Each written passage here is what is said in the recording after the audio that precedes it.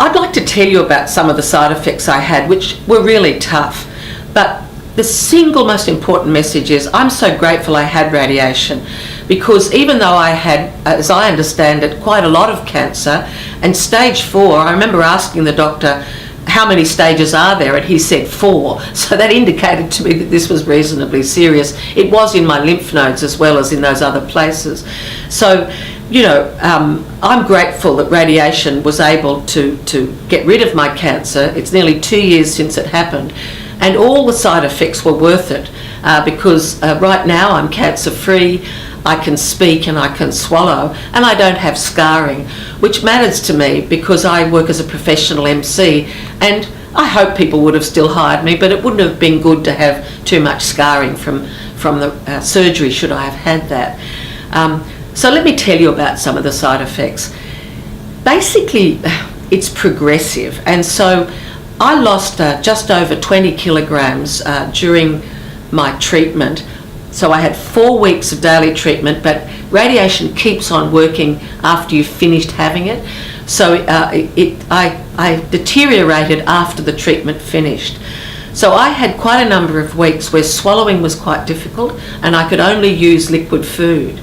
And also I completely lost my voice, and I used an iPad drawing on it to communicate with words.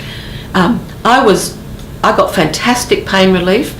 And so I actually don't remember experiencing pain, but I do remember spending a lot of time breaking up my medication into really small pieces and taking, up to an hour to swallow my 4-hourly medication. So I was clearly having trouble swallowing.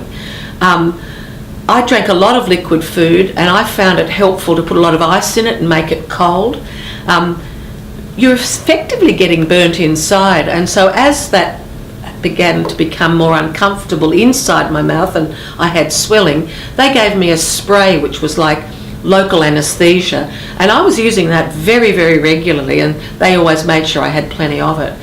Can I say, if you're watching this and you haven't started your treatment, I don't know, it sounds daunting, but it happens very, very gradually, and at every point there are professionals helping you. And I particularly relied on a speech pathologist who gave me a lot of advice about swallowing, and I also had a dietitian who gave me a lot of advice about food. And they have this special food that they order for you and give you, and it comes in different flavours. I basically had a few good friends who'd had different kinds of cancer, and they said to me, Julie, do whatever they say, knuckle down and give yourself the best chance, not only of survival, but also of a good quality of life after treatment.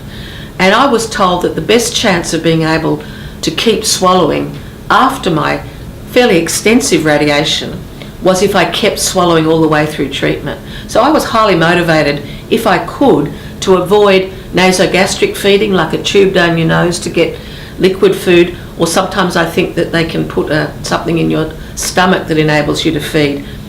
I was prepared to go to every length I could to keep swallowing.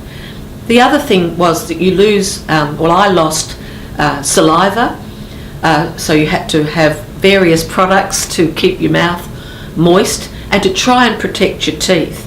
And it was important for me to see a dentist before I started, and I'm nearly 2 years since my treatment finished. I still see a dentist every 3 months initially, and then every 6 months to get extra cleaning and extra advice. And I still get checked by my radiation oncologist and my surgeon every 3 months. So there's a lot of follow-up and effort to recover after it's all happened. So it does sound a bit daunting, but I found the team extremely empathic and ready to assist me with whatever came.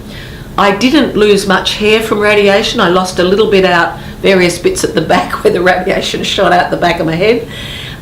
However, about 5 weeks after treatment, almost all my hair fell out, and evidently that was just a stress reaction. I had a wig made before I started treatment on the advice of my mother, and she was right, and I wore that wig when I went back to work. I found that actually quite a confronting thing, but it was a good idea. I was able to cover up the hair loss, which upset me more than I anticipated.